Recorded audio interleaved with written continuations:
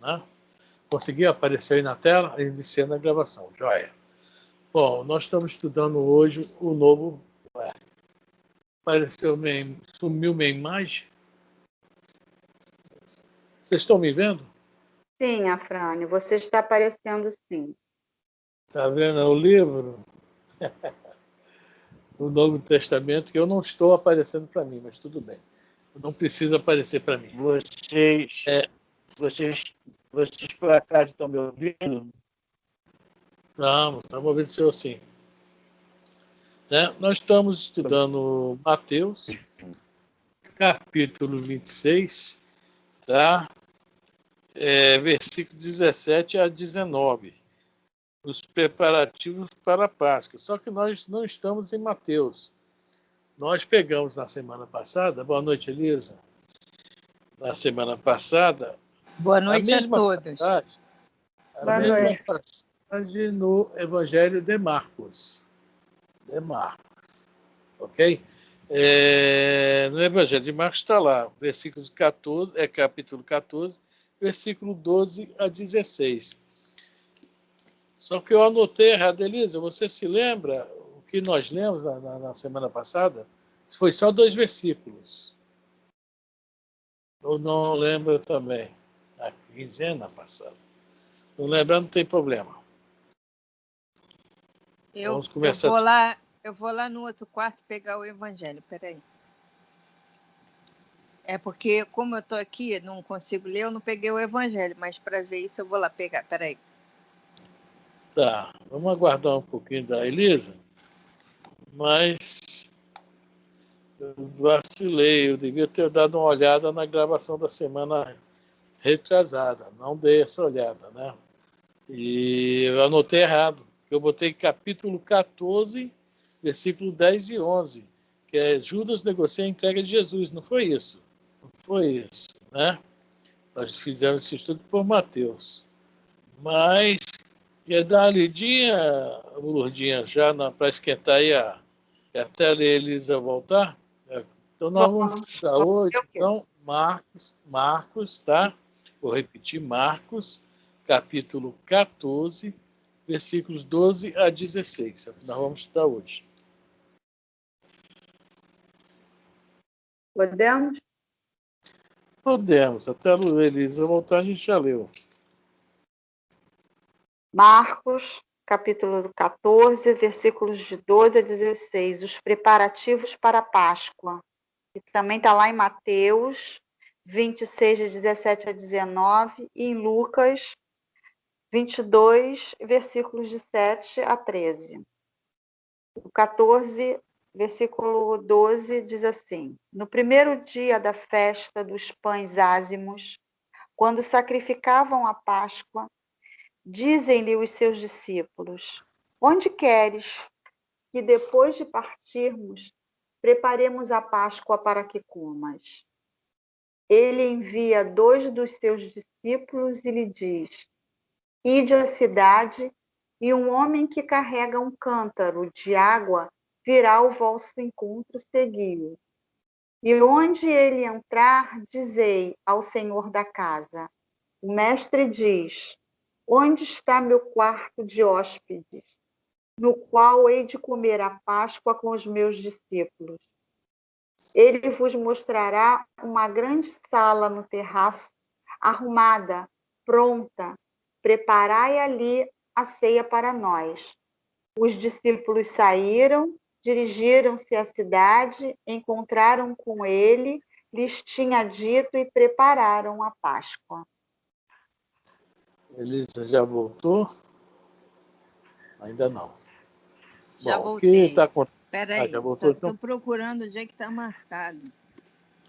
Que aqui está marcado, assim, em Judas negocia a entrada de Jesus, foi isso? Então foi isso que nós estudamos. Então vamos começar os preparativos mesmo, né? Então tá certo. Então não estou errado. Uhum. Então tá. Mas é em João ou é em Mateus? Nós estamos lendo em Marcos. Marcos, tá. A Lourdinha até já leu. Tá, já me achei aqui já. Você achou? Já me achei. É isso mesmo, nós falamos sobre Judas, né? Sobre o Foi. dinheiro, sobre Isso. tudo. Bom, deixa eu Exatamente. me ajeitar aqui, que eu estou lendo 2 evangelhos diferentes, aí é que pega. Bom, nós vamos fazer agora o comentário, que, conforme fala esse título aí, os preparativos para a Páscoa. Jesus, né, os seus discípulos, como bons judeus, como falou Jesus várias vezes, eu não quero constranger ninguém, né? Eles seguiam aquelas normas, né? Digamos, as festividades, seguiam tudo que era relativo ao judaísmo. Era da cultura deles. Só que de cada passagemzinha dessa, que os evangelistas anotam, sempre tem algumas coisas que a gente consegue dar uma olhadinha mais aprofundada, né? E é isso que nós vamos fazer agora. Nós vamos ver o que é que o evangelista quis falar quando escreveu isso para a gente. Tá? Quais são os recados que nos deram? Aparentemente, vai ali, prepara uma festa para cá, prepara uma festa para lá, e não é bem assim, né? Não é bem assim. É para isso que nós estamos aqui, para tentar entender mais a profundo, um pouquinho mais, e prestar atenção em mais alguns detalhes, certo? Quando ele começa aqui, no primeiro dia da festa dos pães ázimos, dos pães, veio uma tradução está ázimos. Os discípulos aproximaram-se de Jesus, dizendo: onde queres que te preparemos a Páscoa para comer? Então, nós estamos vendo a preocupação dos discípulos em relação a Jesus, estamos falando em preparativos. Tá? E quando nós falamos em preparativos, no mundo material, os preparativos são o que nós já sabemos. Vamos dar uma festa, vamos comprar o refrigerante, o bolo, o salgadinho e tal. Lá naquela época a festa era um pouco diferente. Né? Mas quando nós botamos essa questão de preparativos, nós vamos ver que é diferente. Primeira coisa que fala aqui, e no primeiro dia dos pães ázimos, né, ou ázimos. O que é o primeiro dia? Está bem taxativo aí, no primeiro dia. Todo projeto nosso que nós começamos, existe o primeiro dia. Veja bem, há uma preparação e há uma preocupação bem grande para aqui no primeiro dia. O primeiro dia é aquele dia em que nós resolvemos colocar um projeto em andamento. Nós resolvemos mudar algumas coisas. Nenhuma coisa nós podemos fazer no primeiro dia, porque o primeiro dia vai ser a base de tudo aquilo que vai acontecer o quê? Depois. Certo? Vai ter a sequência dos outros dias. Numa casa espírita, tá? Eu quero organizar um estudo. Então, a primeira coisa que eu tenho que fazer, olhar as condições para o estudo. É isso? Armar qual vai ser a sala para o estudo? Com quem vai comparecer? Qual o interesse do grupo? Qual o assunto que o grupo quer estudar? Então, nós estamos vendo que o primeiro dia é toda a nossa base para nós tocarmos a nossa vida. Ou seja, é um projeto de vida. Quero parar de beber. Tá? Vou parar de beber hoje. Hoje é o meu primeiro dia de abstinência. Tenho que parar de beber, tenho que me esforçar. E geralmente esse primeiro dia é um dia de muito trabalho, muito esforço. É um dia bem complicado, não é um dia fácil. Porque nós estamos nos preparando para mudanças. E toda mudança requer muito esforço, muita força de vontade. E vamos bater de frente com muitas coisas. As primeiras coisas que nós vamos bater de frente estão dentro de nós. Nós resolvemos fazer essas mudanças, nos preparar para outras coisas melhores e dentro de nós, né, a Arca de Noé, Elisa, está cheia de aqueles animalzinhos indesejados, né? Lá no terceiro piso de baixo. Está no livro Ceareiros de Voltas, né? Muitos dentro de nós, aquela historinha. Aí começa. Depois tem também a parte externa, porque aqueles que estão conosco, a maioria não vai aceitar as nossas mudanças, o nosso primeiro dia. E aí que muitos de nós desistimos do primeiro dia. No primeiro dia, desculpa. Desistimos já no primeiro dia. Tá? Então, todo o preparativo está ali. Preparativo para a Páscoa. No primeiro dia de festa. Deu para pegar? Tudo bem? Alguém quer comentar algo? Alguém está praticando hoje o primeiro dia de algo, de alguma mudança? Pode se abrir com a gente, nós vamos dar uma força. Ninguém? Então, aí vai falar dos pães ázimos. Ou ázimos. Os pães ázimos. Bom, em primeiro lugar, vamos comentar um pouquinho sobre a Páscoa. Tá? Tem um livro aqui que está falando bem. Todos conhecem, sabem o que é a Páscoa. Onde ela começou, porquê da Páscoa. Cláudio, conhece bem a história da Páscoa? Não conheço, não. Tá. Lourdinha? Já foi falado em estudo. Também conhece, Lourdinha, ou não? Não, pode contar aí. Vou contar rápido também. Né? Sempre bom ouvir. Pois é, a Páscoa, veja bem, era uma celebração que tinha lá no Egito, muito antes dos judeus, dos hebreus, a adotarem. Tá? A Páscoa significa a palavra Páscoa, é Pessah, no hebraico, significa passagem, libertação. Tá? Uma passagem para se libertar de alguma coisa. E, justamente, quando a gente lê o Antigo Testamento, naquelas 7 pragas do Egito, o último dia, a última praga, aconteceu o seguinte, né? No simbolismo bíblico, Deus manda Moisés avisar todos os hebreus para sacrificar o cordeiro e passar o sangue do cordeiro na porta da sua casa. E que ficasse pronto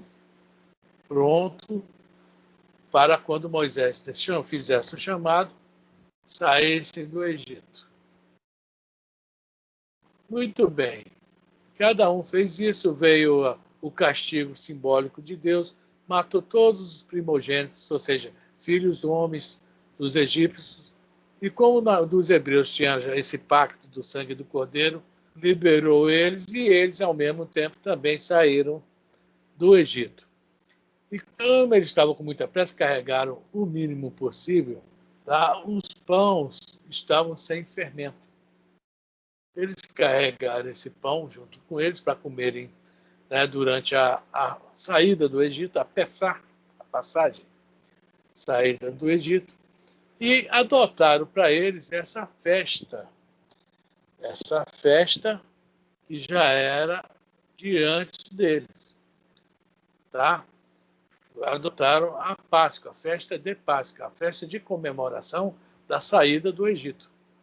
E os pães ázimos significam para eles e para nós também, como não tinha fermento, ou seja, eles não incham até hoje. Pão sem fermento não incha. O que significa o fermento? Jesus tem uma passagem que fala para a gente não se iludir com o fermento dos fariseus. O fermento significa justamente a soberba, o orgulho, o egoísmo, tudo isso, que o fermento é uma coisa que pega uma massa comum e, né, faz ela crescer. mas não é crescer bem espiritualmente, digamos assim, no simbolismo disso. Então, os pães ázimos, para eles e para nós, representa isso, a humildade, tá? Assim, tá? O altruísmo, se apresenta como nós, pães ázimos, como virtudes, representam virtudes, honestidade, né? Responsabilidade, tudo isso. Então, quando os discípulos falam no primeiro dia dos pães ázimos, os discípulos já estavam realmente se preparando para assumir a sua posição, né? Que até então Jesus fazia tudo. Eles só vão começar a trabalhar o quê? Após. Quer dizer, estão trabalhando, mas o ritmo forte e acelerado de trabalho deles é após a crucificação de Jesus. Mas eles já estão trabalhando em si esse simbolismo dos pães ázimos. Estão trabalhando em si essa humildade que eles aprenderam com Jesus, tudo isso aí. E quando a gente escuta isso aí, a primeira pergunta eu já fiz. O que é que nós estamos fazendo no nosso primeiro dia? Em nossos projetos de vida. Nossos projetos de mudança. A segunda pergunta podemos fazer sobre essa aí. E o nosso pão ázimo, o nosso interno, nossos sentimentos, a nossa inteligência, nossa intelectualidade. Como é que está isso aí? Nós estamos muito cheios ou estamos normais? Né? E sobre a Páscoa, o grande simbolismo da Páscoa é justamente essa passagem. Tá? Essa luta que nós fazemos, tá? Para esta mudança. Essa passagem de planos inferiores para planos superiores. Ou seja, para a nossa evolução. Essa passagem que todos nós lutamos por ela. E sabemos da dificuldade, assim como os hebreus tiveram várias dificuldades para chegar na Terra Prometida, foram 40 anos andando no deserto. Então, nós também temos que nos preparar para as dificuldades que estão surgindo, que vão surgir. E usar sempre o quê? Os pães ázimos, a humildade, a honestidade, tudo isso aí. Tá? Isso aí é o começo desse versículozinho aí. Alguém quer comentar algo que eu estou falando pra caramba? Alguém quer responder sobre os pães ázimos aí? Se já está. O meu tá cheio de fermento, viu? Não é ázimo, não, é fermentado mesmo. Elisa, Lourdinha, seu Roberto, Marli, Cláudia. Ninguém fala nada, gente. Meu Deus do céu. Continuando o versículo 17 de Marcos, né? Os discípulos aproximaram de Jesus, dizendo: onde queres que te preparemos a Páscoa para comer? Bom, essa questão da onde quer, do local, nós sabemos que o local, geralmente nós achamos que o local é físico. É isso? Nós vamos dar uma festa, vamos alugar um salão de festa, ou daí nossa casa mesmo. O local é físico. Mas os discípulos já estão dando aí a ideia do quê? Onde Jesus quer que nós preparemos a festa, essa passagem. Já estão colocando para nós essa questão aí. Dona Lourdes Pereira me desceu. Boa noite, Dona Lourdes. Boa noite. Boa noite. Então, quando eles perguntam isso, que o meu livro fechou aqui, deixa eu abrir de novo. Quando eles perguntam isso, a questão, onde queres? Onde queres que, depois de partir, preparemos a Páscoa para que comas? Isso mesmo é Hermas, no primeiro versículo. Eles estão perguntando a Jesus, onde queres? Estou te colocando à disposição tá dando. É isso, obrigado aí. Estão se colocando, Dona Lourdes, até esqueci de falar. Nós estamos estudando o Evangelho de Marcos hoje, tá? De Marcos, capítulo 14, versículos do 12 ao 16, tá? Marcos, capítulo 14, versículo 12 ao 16. Nós estamos falando sobre o versículo 12. Ok, dona Luz? Então, nós vamos ver o seguinte. Tudo isso a gente tem que levar para nós. E nós já estamos também nos colocando à disposição do Mestre nesses nossos preparativos. Acho que todo mundo aí está, né? Ninguém responde nada. Cláudia vai responder? Abriu o microfone e não respondeu. Ninguém fala nada. Oi. Ah. O preparativo é você fazer uma reflexão, não é isso? Fazer uma autoavaliação da sua vida, uma reforma íntima. Eu acredito que seja isso, esse preparo, né? Porque para nós estarmos à disposição de Jesus, nós temos que estar com bons pensamentos, boas ideias, boa vontade, coragem, principalmente coragem, porque é difícil ser cristão. É fácil falar que é cristão. Isso é mole. Isso existe milhões no mundo. Mas ser cristão, não realmente, nos seus atos, nas suas atitudes, é muito difícil.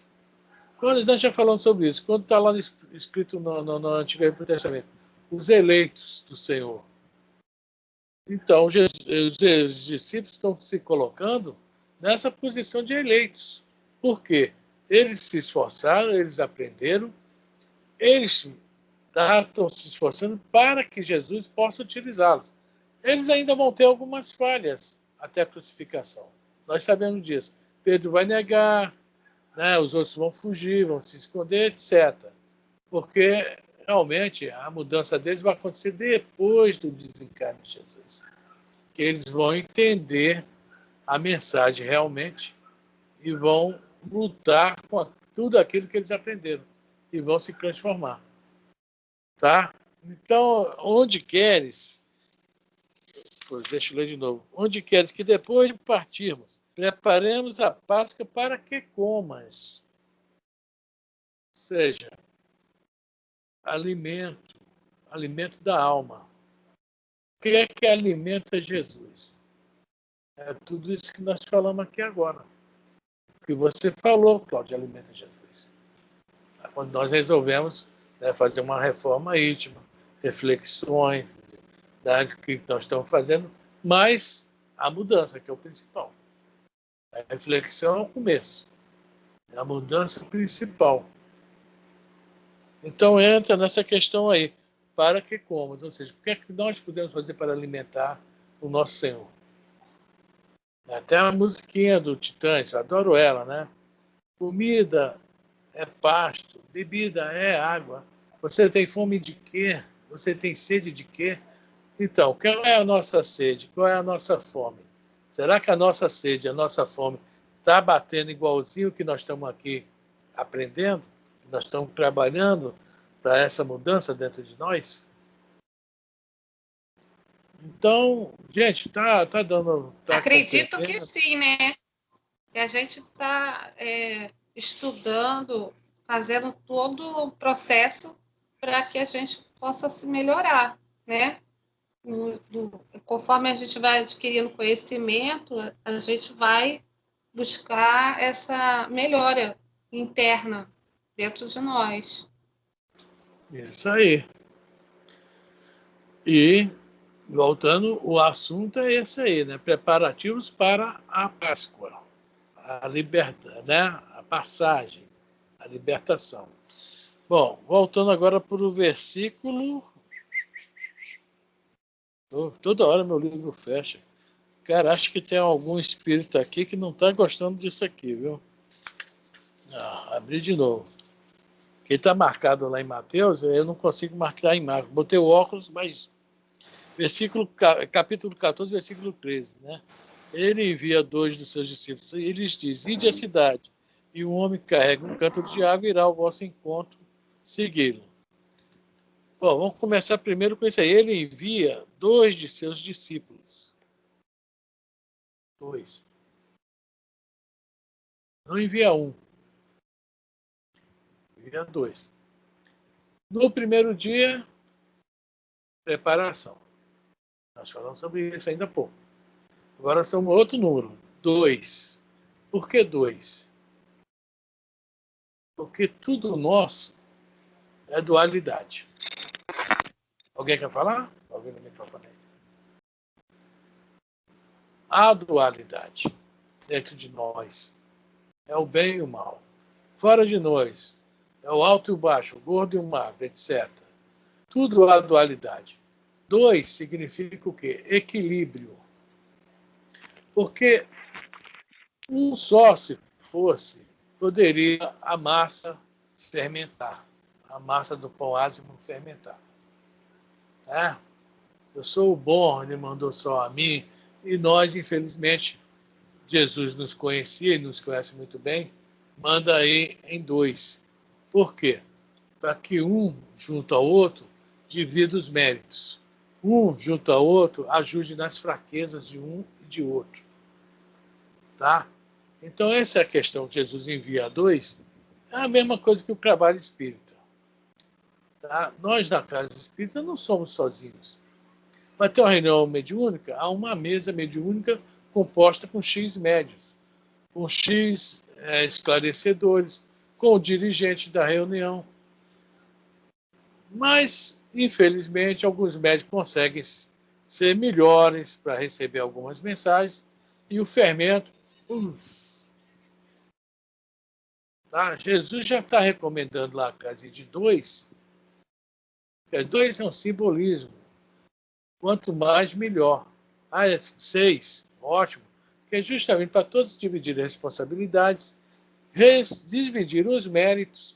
No livro Os Mensageiros, o Aniceto, que é o escritor, quando o André Luiz vai pedir emprego a ele lá, né, para trabalhar com ele, ele fala, olha, presta bem atenção aqui numa coisa. Quando um erra aqui, a culpa é de todos. E quando um acerta, o prêmio é de todos. Quer dizer, olha só o que o Aniceto fala. É esse 2 aí que Jesus está falando para a gente. Quando um erra dentro de uma casa espírita, ou seja, onde for, é porque é de todos. O problema é de todos. Ah, mas eu não tenho culpa, não interessa, nós estamos juntos. E se a gente estender um pouquinho mais esse assunto do 2, nós vamos falar num assunto que eu gosto também, adoro falar, sobre o campo de repouso do nosso lar. Quem está lá no campo de repouso do nosso lar? São aqueles que não querem trabalhar, que não querem produzir. Mas tem merecimento ou tem intercessão, estão lá. Não fazem o bem, mas também não fazem o mal, e estão lá. Mas não são jogados na rua.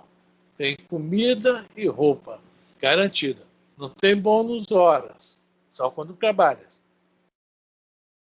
Então, estendendo esse assunto do 2, esse assunto vale para toda a nossa sociedade. Tem que haver um equilíbrio entre nós. O mais forte ajudar o mais fraco. É isso que deve mudar agora, tá? A regeneração, essa transição aí.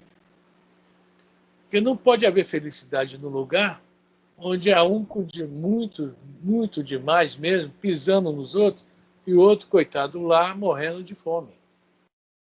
Não pode ser um planeta feliz. Porque há o desequilíbrio total. E essa questão do 2 é isso, é as duas forças para se procurarem se equilibrarem. O forte ajudar o fraco. E, de alguma forma, o fraco vai ajudar o forte. Por quê? À medida que o forte ajuda, ele não está se ajudando. Graças ao fraco. Ok? Alguém quer comentar alguma coisa?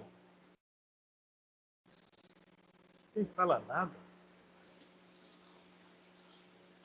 Lourdinha, Elisa, me ajudem, Marli. Vou usar uma frase da época da ditadura, você deve lembrar, a união faz a força. A união faz a força. Né? Aparecia Tem isso na propaganda na televisão. Aquela questão também do feixe de varas que Kardec coloca lá no livro dos médios.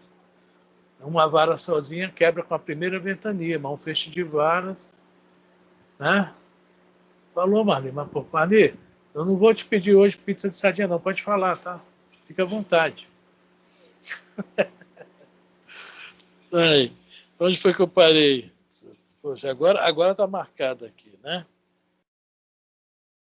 Primo, nós não estamos Oi. falando nada porque estamos absorvendo tudo que você está falando aí para que a gente possa futuramente usar menos fermento na nossa vida, no nosso pensamento, nas nossas ações.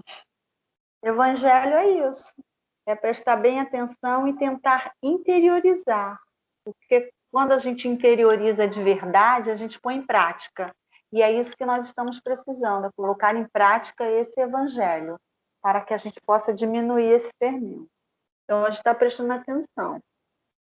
Que se a gente não aprende, como é que vai colocar em prática, né? Esse é o grande problema, né? Você vê que são palavrinhas que estão dentro. Verdade. Olha o nome do título. Vou repetir de novo. Preparativos para a Páscoa. A Páscoa, passagem, libertação. O que é libertação? Conheceis a verdade e ela vos libertará. Nós, sem conhecer a verdade, como ignorantes, eu falo ignorantes no termo de conhecimento, tá? A gente vai sofrer um pouquinho mais, né? Até aprender. Porque todos vão aprender. Isso pode ter certeza. Isso que vai ser o legal. Quando todo mundo aprender, um começa a praticar, outro também. E como nós, humanidade, somos Maria, vai com as outras, daqui a pouco está todo mundo praticando. Capítulo 18 do livro A Gênese, de Kardec, fala sobre isso. Tem um quartel, tem 100, tira 5 ruins, tira 10 ruins, bota 10 bom, daqui a pouco está todo mundo bom. E não trocou todos, trocou só aqueles que eram necessários. Tá? Voltando aqui agora, envia 2 dos seus discípulos e lhes diz. O mestre está falando. Ele lhes diz. Quando o mestre fala, o que é que nós devemos fazer? Bons ouvintes, ouvir. O que será que ele vai falar aqui agora? Ide à cidade. O Evangelho todo, o Antigo Testamento todo, como o povo hebreu, o povo judeu, depois judeu, sempre falou assim, de uma forma objetiva com o que eles tinham em mãos. Né? E o que eles tinham em mãos, na época de em mãos? Eles eram um povo um pouco agrícola, um pouco, né, pastoreio, né, tanto ovelha como gado, etc. Então eles falavam sobre aquilo que eles conheciam e em cima disso aí eles colocavam, né, as suas parábolas. Que a gente fala, Jesus tem 40 e poucas parábolas no Evangelho, parábolas diretas, que isso aqui para mim não deixa de ser uma parábola também, porque a gente está vendo por trás o que tem. Ide à cidade. A gente vai ouvir a parábola do... Oh, meu Deus. Agora deu um branco. A parábola aquela do semeador. Parábola do semeador. É isso? Jogou o grão na terra, semeou e tal. Depois vai falar a parábola do filho pródigo. Foi lá, na casa do meu pai se come melhor que aqui eu estou comendo com os porcos. Quer voltar para a casa do pai. Então está falando o tempo todo de assuntos pertinentes ao campo. Está dando para pegar? Está falando sobre assuntos pertinentes ao campo. Mas agora Jesus está falando diferente. E de a cidade. Por quê? Os discípulos, vou botar todos nós no rolo aí, hein? Olha a responsabilidade. Nós já semeamos. Está na hora agora o quê? De colher. Por quê? No campo, o campo tudo é mais fácil. Você está meio sozinho, só tem um vizinho aqui e outro lá, né? Você consegue fazer uma amizade. Mas e a cidade? O estresse, o tumulto. Semear no campo Usar o evangelho no campo não é tão difícil. O local de ser agora, sim, ide à cidade. Ombro a ombro. Tá? Não é dois, são milhões, milhares. Rio de Janeiro, ó. Eu em Serra dos Aimorés era uma coisa. E aqui no Rio de Janeiro? Ide à cidade. Então, olha a colocação que, né? Então nós estamos na cidade. Não estou só falando de cidade física também não, tá? Posso falar na cidade de espírito. Nós estamos aqui passando por todas as situações possíveis das emanações de nossos irmãos e nossa, encarnados e desencarnados, porque num sistema de interdependência e interrelacionamento, para quê? Para crescer. E como o mestre nos fala, ir da cidade, está na hora daqui, na cidade, sim, a gente usar o que nós já aprendemos lá no campo. Chegou a nossa hora. Ok? Alguém fala alguma coisa? Está dando para compreender? Está todo mundo na cidade ou vocês ainda estão na roça? Eu estou doido para voltar para a roça. Ô, Afrânio. É. Afrânio. Fala, Cláudia. Eu não entendi muito essa parte aí da cidade, não.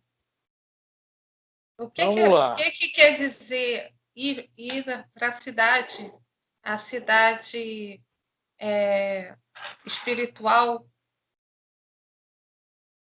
Veja bem, a cidade, veja bem. Nós, os discípulos, o tempo todo, foi se falando em quê? No campo, semeou, parada do semeador, parada da ovelha perdida, filho pródigo, tudo se passou sempre no campo. Parábola do bom samaritano, tá? O cidadão ia de Jerusalém para Jericó, tudo passando no campo. Porque no campo nós vamos falar como uma fase. Bom, tá legal, aí, vem aqui. É uma fase nossa de aprendizado, o campo. Porque as coisas são mais fáceis no campo, são mais tranquilas. Então, nós conseguimos ter assim, uma maior assimilação. Então, Jesus, nós estamos no final do Evangelho de Mateus. Nós já estudamos o Evangelho dele todo, só para ter uma ideia assim, né? Nós já vimos muitas coisas, muitas passagens de Jesus. Então, nós estávamos no campo até agora. Estávamos na fase do aprendizado. Agora entendi. Entendi. Só que com é dentro da casa espírita, é dentro da minha casa. Agora Jesus está falando ir de a cidade, ou seja, é para expandir, crescer.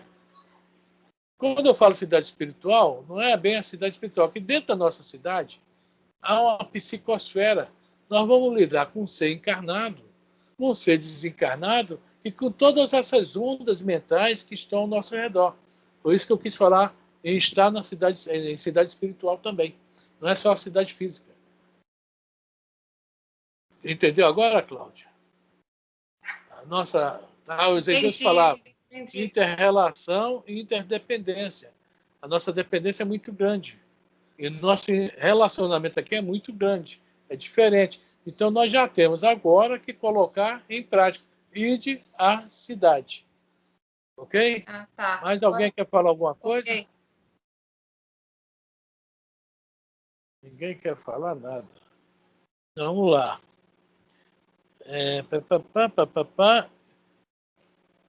E um homem que carrega um cântaro de água virá ao vosso encontro. Olha só. Um homem que carrega um cântaro de água, a gente pode botar uma pessoa reencarnada, um cântaro de água, tá falando, podemos colocar como reencarnação. E como ele virá ao vosso encontro, nós podemos colocar o seguinte, como um espírito que está reencarnado aqui, mas que vendo o nosso esforço, ou o esforço ali no caso dos discípulos, vai ao encontro dos discípulos. Tá? Aquele que muito tem, mais será dado, mais será acrescido. Ou então, esse homem não está falando quem é o homem, onde ele mora. Branco, preto, né? Não está falando nada disso. Rico, pobre, é um mestre, não. Mas ele virá ao vosso encontro. Ou seja, quando nós estamos nesse trabalho de mudança, nós vamos ter novas amizades que virão ao nosso encontro, porque pensam como nós, estão pensando como nós, ou estão além de nós. Olha só que coisa legal. Isso é o quê? É o alto nos amparando. Porque a mudança, com toda certeza, significa muita dor, muito sofrimento, muitas dificuldades. Deu para entender, gente? Então, temos um espírito consciente para ajudar os espíritos que estão nessa fase de abertura da consciência também. Ou seja, aquela questão do dormindo com sonhos, aquela questão de faixa de consciência que nós conhecemos, então já esses espíritos estão na faixa da consciência desperta. Depois daí vai ser a consciência cósmica, tá? Vai ser um Gandhi, a Madre Teresa. Então, esses irmãos nossos vão nos aparecer. É como se eles viessem mesmo ao nosso encontro. De repente, a gente vai num lugar, né? A sintonia vai bater, vai casar. É muito interessante isso.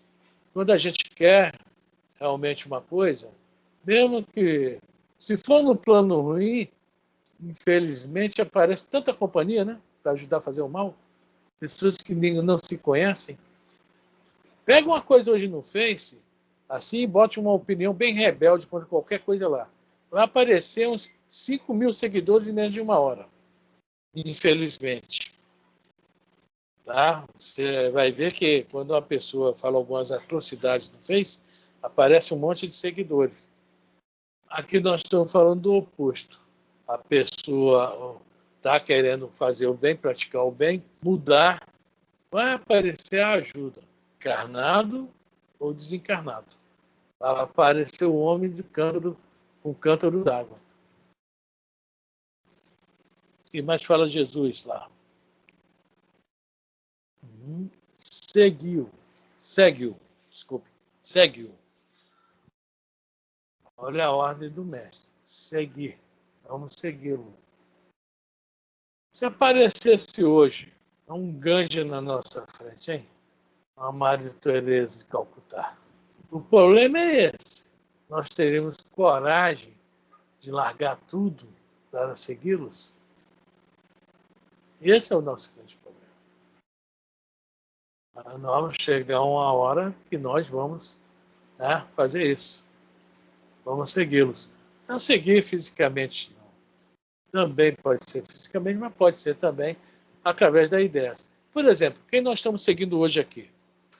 Jesus. Seu Evangelho. Jesus hoje, para nós, representa, neste momento, o homem com cântaro d'água. Gente, estou muito calado, fico preocupado. Está tudo bem, gente? Tranquilo? Ninguém responde nada. Para mim está tudo bem. Bem, então tudo bem. Então vamos seguir. E onde ele entrar, que eu estou lendo aqui de lado, né? E onde é o versículo 14 agora. E onde ele entrar, dizei ao senhor da casa. O mestre diz, onde está meu quarto de hóspedes, no qual hei de comer a Páscoa com meus discípulos. Aí já começa, né, a questão de onde ele entrar. Né? Onde? A questão do onde significa o lugar. Tá? E agora nós também temos que estar atentos. Porque nós estamos sendo entre aspas, conduzidos por essa ideia, ou esse espírito, ou esse encarnado, tá? Temos também aquele famoso vigiai. E nos vigiar também, que de repente ele realmente, ou a ideia, seja o que for, é muito bom, e começa a famosa idolatria. Tá? Aí o problema do local já é nosso. Nós estamos colocando no local para onde nos levou, tá? As nossas imperfeições, as nossas paixões, nossos vícios. Então temos que tomar cuidado também, porque nisso vamos voltar de novo para a casa espírita. Eu gosto de dar exemplo de casa espírita, que é a nossa vivência, né? Nisso também nós já vimos muitas coisas acontecer, que vai entrar naquele clima da obsessão, aquela... poxa, alguém me ajuda aí. O primeiro tipo de obsessão, que é não é a subjugação, não. A primeira é aquela fascinação. Tá? Isso aí também, às vezes, nos leva a muita fascinação. Às vezes nós achamos que estamos seguindo alguém, ou algo, ou alguma ideia, ou algum espírito, e estamos enganados também, achando que é o bambambam. Aí o que acontece? Nós nos apaixonamos por aquilo, vem a famosa fascinação, que, apesar de ser o primeiro tipo de obsessão que Kardec coloca no Livro dos Médiuns, também não é mole, não. A pessoa fascinada é muito difícil de se lidar e difícil de levá-la a conhecer esse problema. A ela aceitar a questão que está fascinada, está sendo enganada. Na nossa casa já teve gente que saiu da casa para escrever livro, para abrir centro espírita, etc, etc, etc. Então isso não é só no Maria Vaz que aconteceu. Isso aconteceu em tudo que é lugar. Tanto que Jesus está preocupado lá atrás em colocar isso no Evangelho para a gente. Não estaria aqui. Tá? A questão do onde é isso aí. Deixa eu colar mais um pouco, né?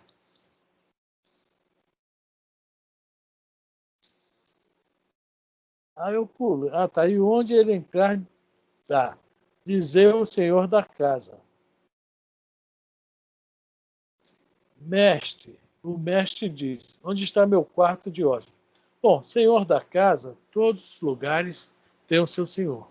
O universo, Deus. Né? A minha casa, eu. Como eu falo, a minha casa, eu estou falando meu corpo, meu coração. Então, todos nós somos senhores de nossa casa, né? Mas devemos seguir o que o mestre diz. Onde está meu quarto de hóspedes? O que está preparado para o mestre? De novo, vamos voltar à questão dos preparativos. Os preparativos. Está tudo preparado? Nós preparamos tudo? Está tudo certinho? Para quê? Para que ele venha, olha só, no qual hei de comer a Páscoa com meus discípulos. Ou seja, que nós possamos alimentá-lo. Como Jesus, o alimento dele é o amor, a gente já começa a entrar num assunto meio complicado, né?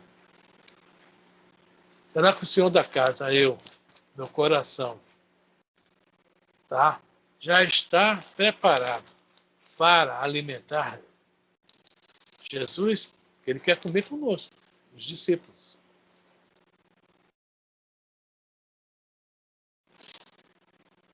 Alguém aí está com esse coração legalzinho aí?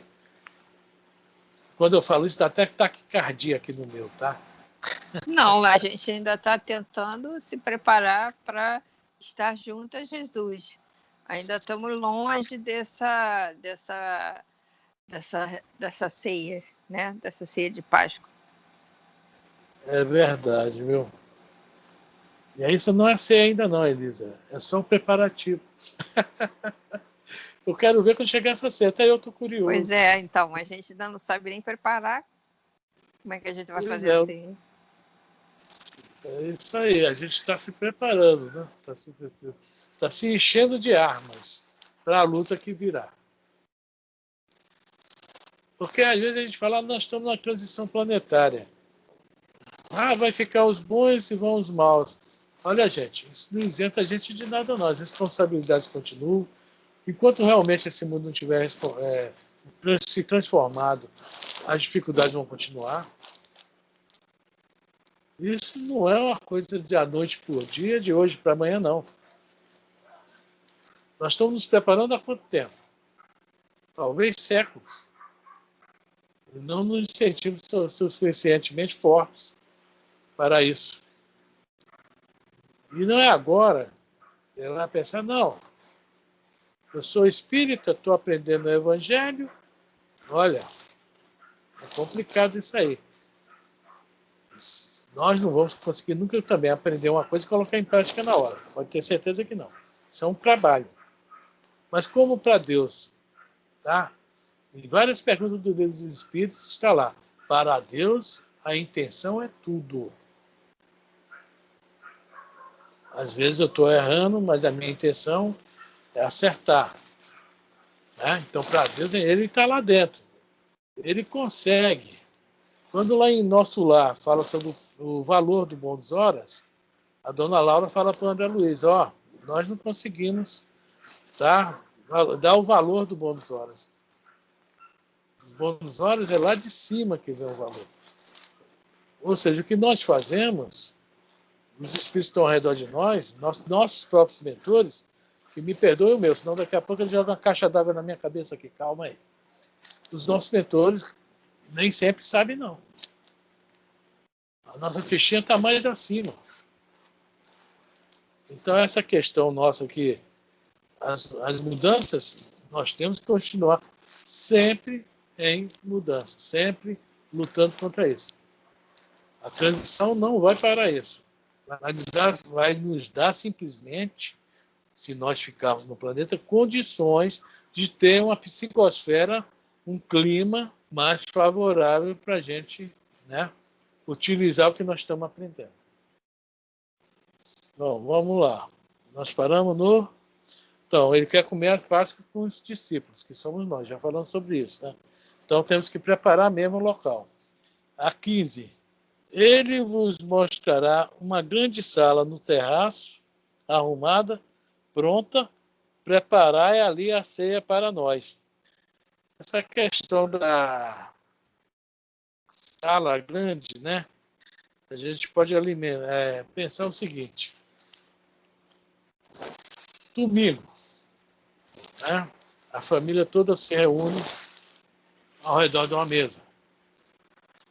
Geralmente é os domingos. Durante a semana um trabalha, um estuda, um chega mais cedo, um chega mais tarde. Há casas que conseguem realizar isso.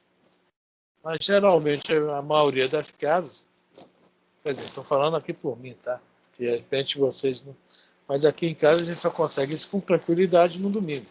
Para amanhã é sábado, eu não sei se vou trabalhar ou não. De repente estou em casa para almoçar, de repente almoço na rua. Quer dizer, esses empecilhos que muitos de nós têm. Então, essa questão aqui que está colocando aqui é uma grande sala. Essa grande sala são onde os seus discípulos vão estar. De novo, vamos voltar àquela questão lá de trás, do 2. Que o 2 não é 2. Tá? São muitos. É onde nós também estamos sendo convidados para ficar. Para ceiar junto com o Senhor. E outro lance também, não é a ceia física com o Senhor. A ceia que nós vamos estar com o Senhor, tá? É o que nós estamos produzindo. É o nosso preparativo, é o que nós estamos fazendo. É o que nós estamos colhendo, que na realidade tudo é fruto dele. Se ele veio até nós para nos ensinar a agir corretamente, nós somos o quê? Os trabalhadores, os intermediários. Ele é o Senhor, né, como fala no Evangelho da Vinha. Então, todos nós estamos aqui nos reunindo, tá, fazendo por ele. Por isso que é uma grande sala, um grande terraço, arrumado, pronto, preparar ali a ceia. Se está arrumado e pronto, o que é que está arrumado? Todos os pensamentos, tá? Todos com os mesmos sentimentos, todos com os mesmos ideais, todos prontos para dar sequência a isso. Estamos lendo uma coisa de 2000 anos atrás, né? Então, mais ou menos 2000 anos atrás. E vale muito para hoje. Vale demais para hoje, né? Arrumada, pronta, e preparai ali a ceia para nós. Mais uma tarefa para nós. Ele ainda coloca aqui, Jesus falando, preparai ali a ceia para nós. O alimento. O alimento é o que nós produzimos, né? Tudo que nós realizamos para nós. Ele está sempre junto a nós. Sempre junto. Mas a maior alegria dele é quando ele consegue, né?